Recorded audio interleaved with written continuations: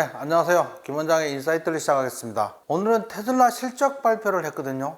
실적 발표 이후에 이제 그 애프터마켓, 지금은 이제 프리마켓인데 애프터마켓에서는 마이너스 4% 정도 하락 중이었고요. 장전 마켓에서는 지금은 마이너스 6% 정도 하락하고 있습니다.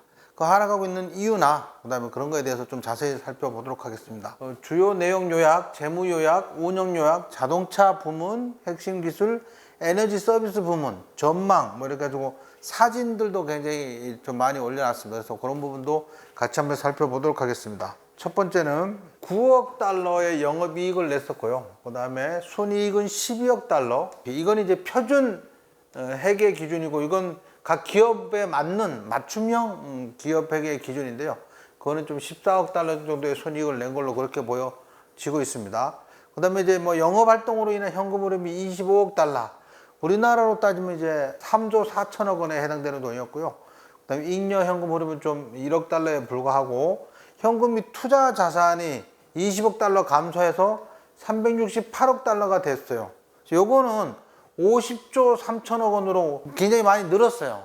현금 흐름이 굉장히 안정적인 거죠. 이 부분에 대해서도 좀 자세히 살펴보도록 하겠습니다. 구체적으로 살펴보면 2025년 2분기 테슬라 역사에서 중대한 시점이었다. 가장 중대한 시점은 뭐였어요?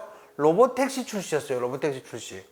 뭐 언슈퍼바이저 로보택시가 드디어 출시가 된 거거든요. 오스틴 시내에서 제한적으로 다니고 있지만 이게 조만간에 오스틴 전역뿐만 아니고 캘리포니아, 애리조나주에서 내년까지는 미 전역에 로보택시가 서비스가 될 걸로 그렇게 보여집니다.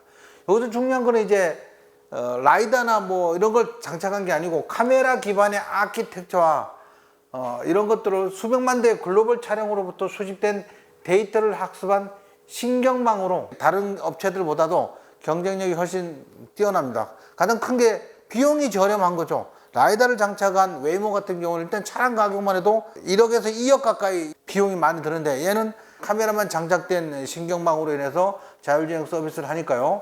그 다음에 6월 달에 더 저렴한 모델의 첫 생산을 시작했다. 우리가 항상 기다리던 게 뭐였어요? 모델 Q였잖아요. 모델 Q. 또 다른 말로 모델 2. 저가형 모델이 왜 안 나오냐? 지난번 1분기 실적 발표 때만 해도 상반기 내에 나온다 그랬거든요. 근데 상반기 내에 생산을 시작했답니다. 생산을 시작했고 하반기에 양산될 예정이다. 이게 굉장히 긍정적인 소식이 굉장히 긍정적인 뉴스죠. 대표적인 예를 들면 이제 9월 달 되면 7,500달러 세액 공제도 사라지잖아요. 그 다음에 올 연말만 되면 이제 내년부터는 크레딧, 탄소 배출권에 대한 수익도 사라지잖아요. 그러면 테슬라의 실적이 하락할 가능성이 있거든요. 그런데 그거를 저가형 모델이 나온다면 그걸 다 커버할 수 있게 되는 거죠. 저가형 모델은 예를 들면 지금 BYD는 가장 많이 팔리는 게 이제 그 돌핀하고 뭐 시걸 뭐 이런 거잖아요. 그래서 12,000달러 또는 13,000달러, 15,000달러짜리 차량이 굉장히 많이 판매가 되는 건데 테슬라 차량은 싼 게 4만 달러잖아요. 물론 뭐 보조금 받고 그러면 37,000달러도 밑으로 내려올 수도 있지만 어쨌든 4만 달러 이상의 차량들이 판매되는 거 시장이 완전히 달랐잖아요. 근데 저가형 모델이 나온다는 거야. 2만 달러, 2만 5천 달러짜리 저가형 모델이 나온다면 BYD 시장을 엄청나게 많이 잠식할 수 있죠. 그래서 우리 모두가 기다렸어요. 요거 저가형 모델이 굉장히 크게 될 거다. 그 다음에 또 내년에는 세미트럭하고 사이버캡 이게 2026년에 양산이 시작된다는 겁니다.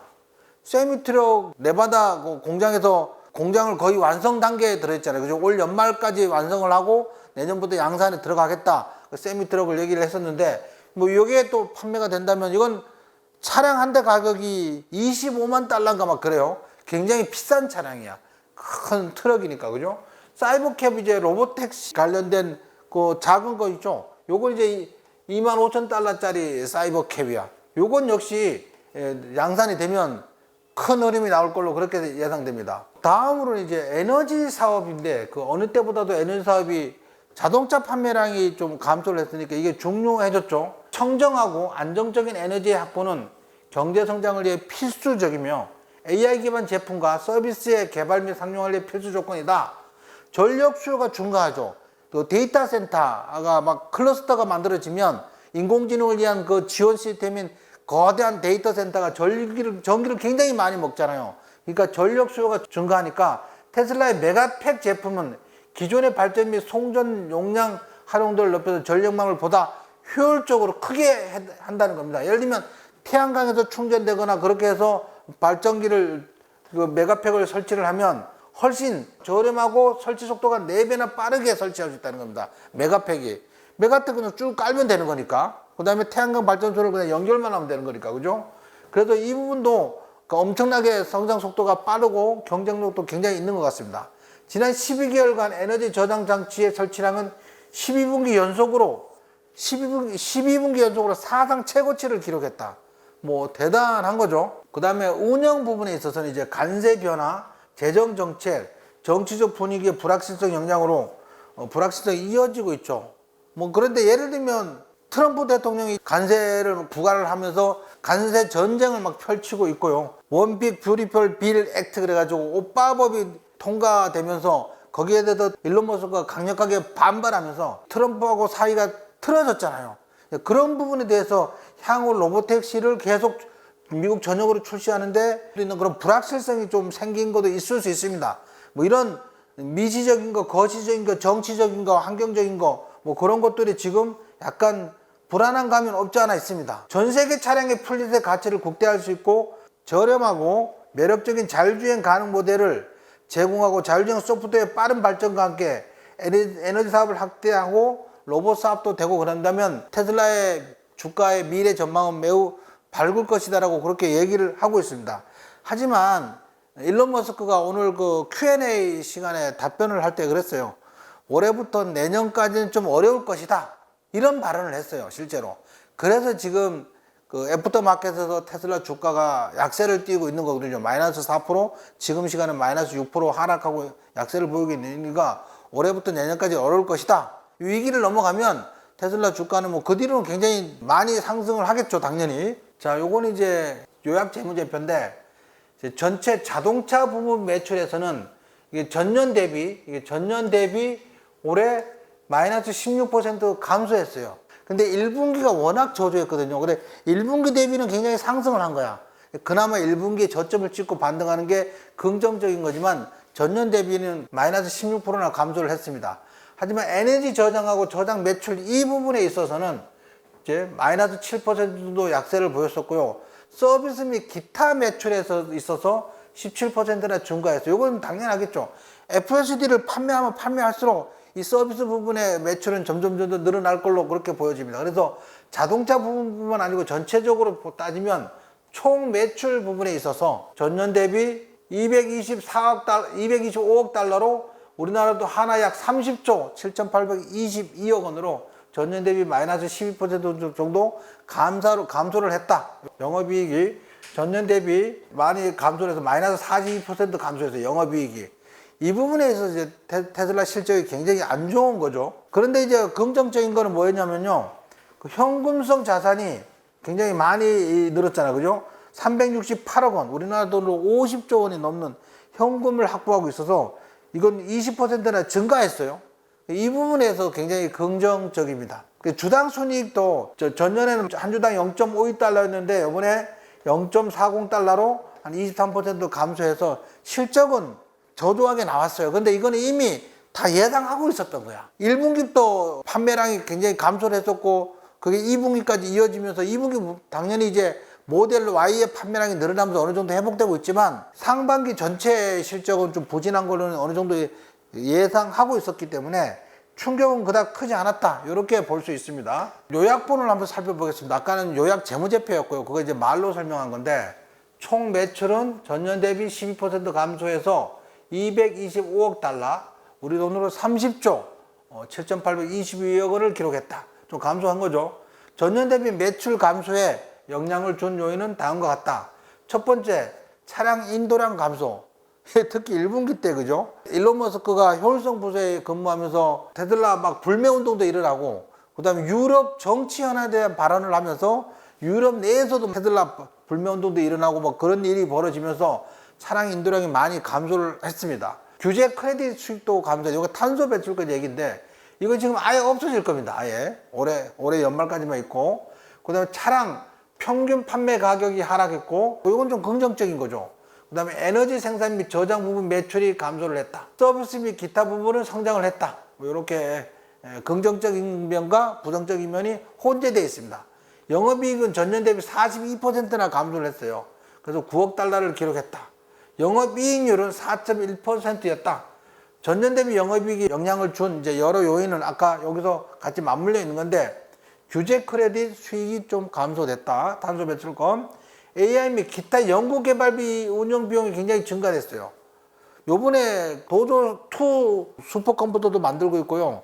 그 다음에 그 코어텍스 클러스터도 다시 막 2단계로 굉장히 추가로 그래픽 카드를 막 설치를 하고 있습니다.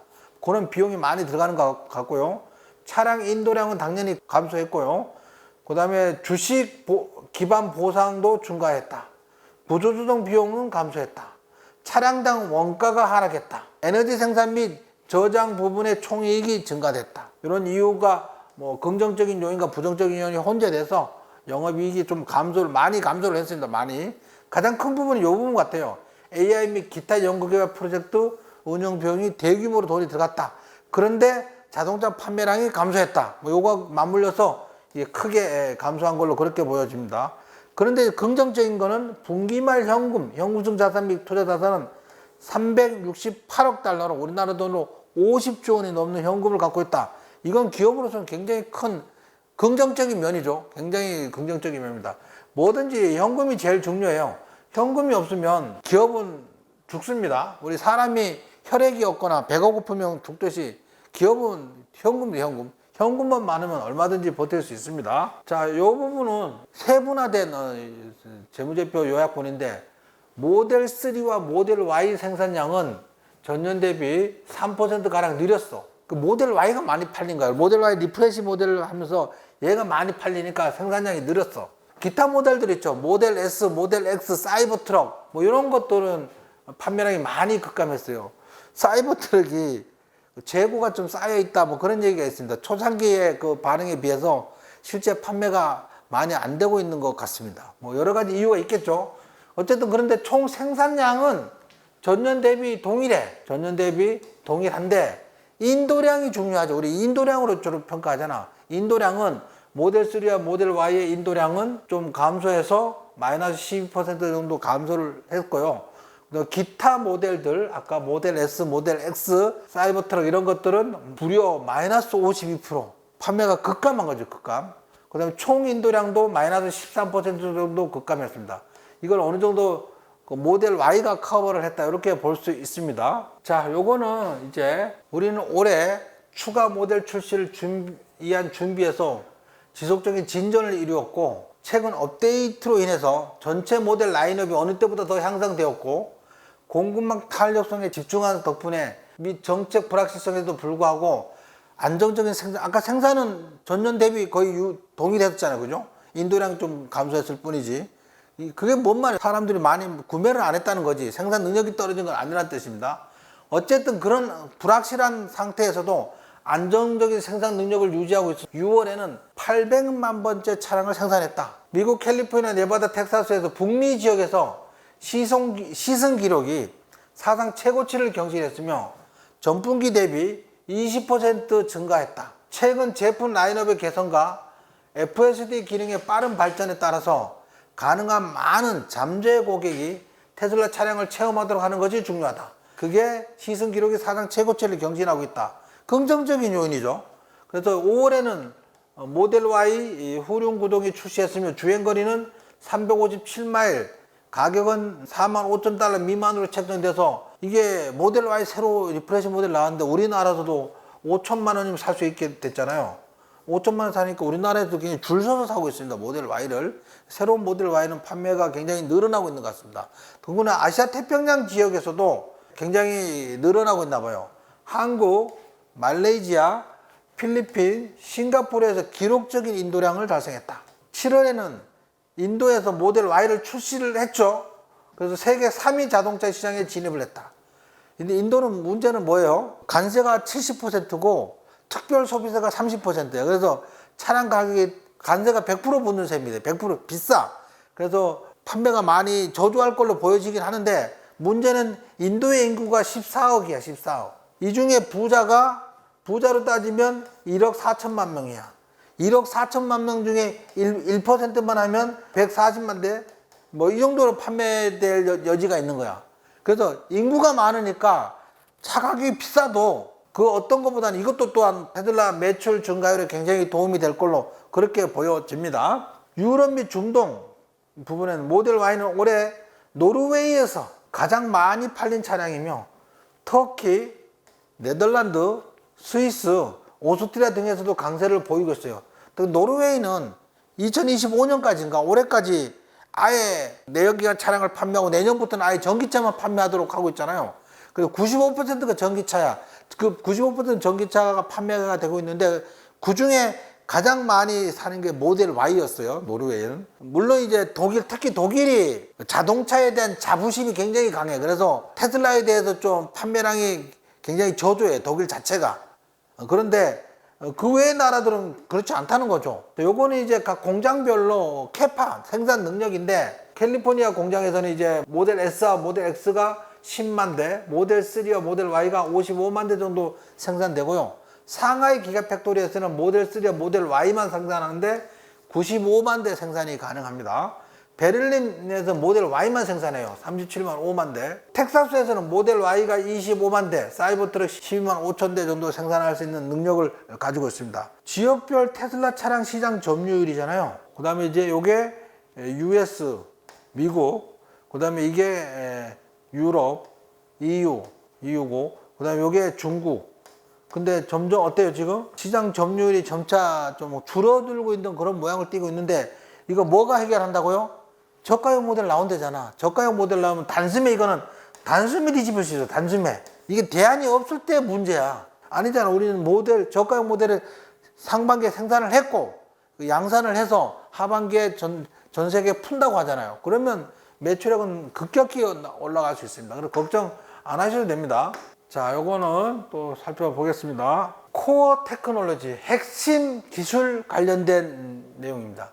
인공지능 소프트웨어 하드웨어. 6월에 우리는 첫 번째 로보택시를 했죠. 안전조언이 탑승한 상태로 로보택시 서비스를 시작했는데 결국은 안전요원 없이 운행하는 게 목표죠, 목표. 그래서 이걸 개선하고 확대할 예정일 거고 미국의 다른 도시에서도 출시를 해야 되겠죠. 캘리포니아하고 애리조나주에 지금 신청을 한 상태고 다른 주도 신청을 하고 있습니다.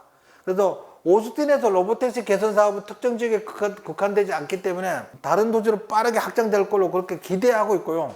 그 다음에 세계 최초로 공장에서 생산된 차량이 30분간 혼자 주행해서 사람도 없이 혼자 주행해서 소유자한테 찾아간 거야.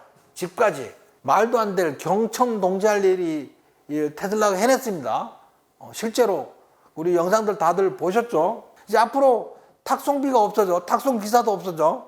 공장에서 차가 집 앞까지 오는 거야. 또한 텍사스 기가팩토리에서는 16,000개의 H200 GPU, 이게 블랙웰이야, 블랙웰. 엔비디아의 슈퍼칩 GPU를 추가로 도입해서 AI 학습 인프라를 확장하고 하였고, 이로써 코어텍스에, 이게 코어텍스가 XAI를 지원하고 있는 클러스터, 거대한 데이터 센터입니다. 총 연산 능력이 67,000개 상당히 굉장히 늘어났다. 이렇게 굉장히 많이 늘어났다. 이렇게 볼 수 있습니다. 그 다음에 이제 차량 및 기타 소프트웨어에서 테슬라 차량은 시간이 지날수록 더 나아진다. 예를 들어서 2017년형 모델 3 소유자는 그냥 업데이트만 하면 차가 더 좋아져. 소프트웨어를 업데이트 했는데 하드웨어적인 기능이 더 개선되고 있는 그런 놀라운 일을 계속하고 있어요, 테슬라는. 어떤 게 좋아지냐? 예를 들면 보안 및 안정성 향상 기능, 센트리 모드, 블랙박스 뷰어, 자동 사각 지대 카메라, 도구 모드 등 이런 것들이 개선되고요. 편의성 향상, 테슬라 프로필, 모바일 웹 기반 여행 계획, 슈퍼차들리어 배터리 예열 등 이런 기능도 업그레이드 되고요. 엔터테인먼트 기능, 넷플릭스나 유튜브를 볼 수 있게 되는 거고, 이 모든 기능은 소프트웨어 업데이트를 통해 무료로 업그레이드 된다.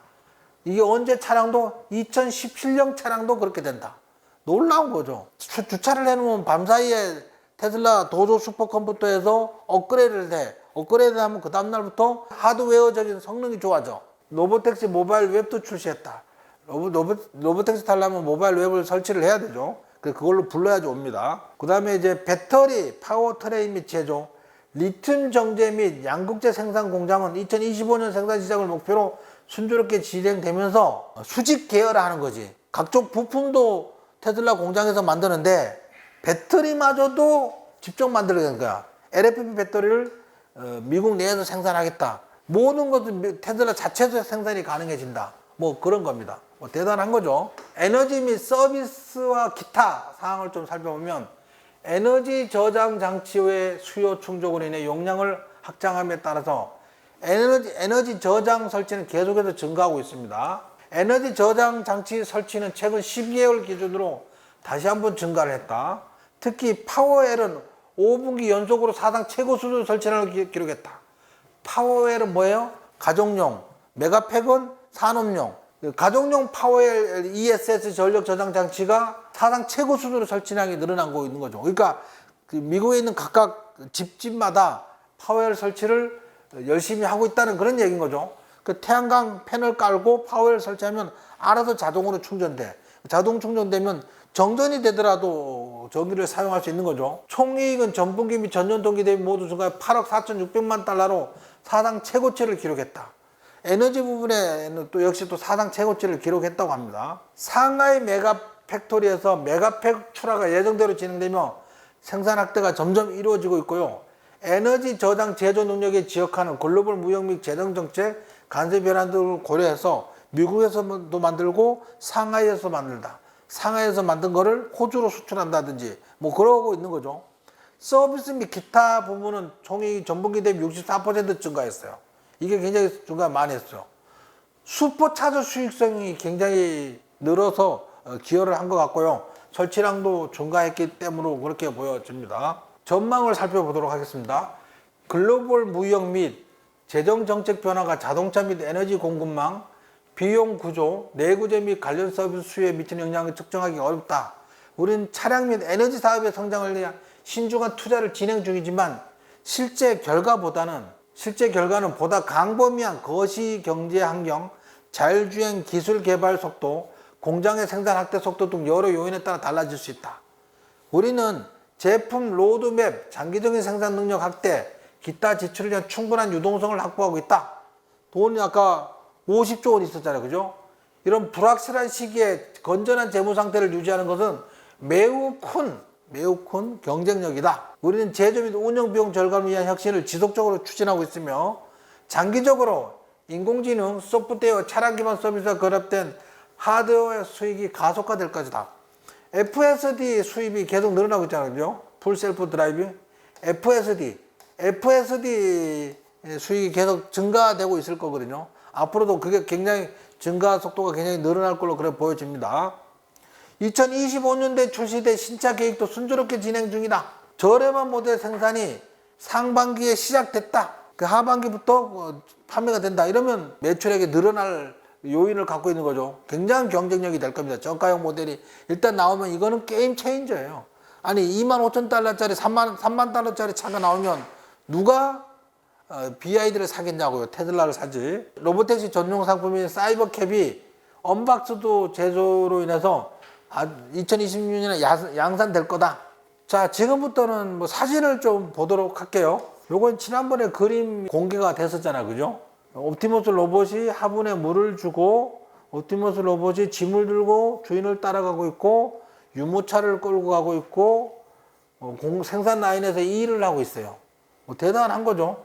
여기에 이제 세미트럭이 내년에 막 대량 양산한다 그랬잖아요. 세미트럭이 양산한다 그러고 그 다음에 사이버캡도 내년에 양산할 거다. 그다음에 저가형 모델도 올 하반기에 양산할 거다. 뭐 그렇게 그러면서 이제 점점 커지는 겁니다. FSD가 전 세계로 출시되고 있어요. 요건 이제 파리, 요거 개선문 보이죠? 그 다음에 요거는 이제 런던, 여기 시계탑이네, 그죠? 의회. 그 다음에 요거는 이제 로마에서도 FSD 출시가 됐어요. 근데 시드니 요번에 오페라 하우스가 전망이 보입니다. 이렇게 전 세계적으로 FSD 출시가 되고 있다. FSD 출시가 우리나라가 빨리 돼야 되는데, 그죠? 우리나라가 되면 요 사진은 테슬라 공장에서 30분 동안 달려서 이 친구한테 처음으로 차가 스스로 배송된 거야. 뭐 그런 기념사진입니다. 뭐 놀라운 일이었죠, 사실은. 요게 이제 요즘 또 핫한 거죠. 테슬라 다이너. 여기서 충전하면서 식사도 하고 영화도 보고, 여기 안에 이제 팝콘 사러 갔더니만 옵티머스 로봇이 팝콘을 서빙하는 뭐 그런 장면이 나온 겁니다. 여기 충전을 하고 영화도 보고, 요 안에서 옵티머스 로봇이 서빙을 하는 모습이, 옵티머스 로봇 어디 갔어? 롤러스케이트 타고 서빙을 합니다. 이게 70년대 굉장히 유행했다고 해요. 70년대, 80년대 롤러 타고 서빙하는 게 유행했다고 합니다. 근데 복고풍으로 돌아가는 거죠. 세상에서 가장 큰 슈퍼차죠. 로스앤젤레스에서 샌프란시스코까지 가는데 한 5시간 걸린다고 해요. 5시간 걸리는데 중간쯤에 항량한 볼판에 태양광 충전으로 충전을 한 걸로 충전을 해주는 슈퍼차저야. 전력을 공급받는 게 아니고 태양광 패널을 깔아서 여기서 충전한 걸로 여기서 모아서 이거를 자동차한테 해주는 거야. 기가 막힌 거죠. 그래서 세계에서 가장 큰 슈퍼차저, 선진 슈퍼차저입니다. 기가베를린에서 800만 번째 자동차 생산을 했다. 뭐 그런 기념 사진입니다. 여기 모델 Y가 나와 있고요. 뭐 이렇게 해서 지금 실적 발표를 했는데, 실적 발표 내용을 정리하자면 일단은 생산량은 전년과 비슷하지만 인도량이 판매가 덜 됐다는 얘기죠. 인도량이 전년 대비 굉장히 약해졌다. 하지만 현금은 지금 50조 원을 보유하고 있기 때문에 전혀 안정적이다. 그 다음에 저가형 모델이 올 하반기에 출시될 거고, 세미트럭하고 사이버캡이 내년에 또 양산될 거고, 뭐 그런 차원에서 가장 큰 게임 체인저는 저가형 모델입니다. 그죠? 그래서 지금 어려운 부분이 7,500달러 세액 공제가 폐지된 거하고 크레딧, 탄소 배출권이 사라진 거잖아요. 그런 것을 저가형 모델로 극복을 할 수 있는 거고, 두 번째는 인도에서 판매를 시작했잖아.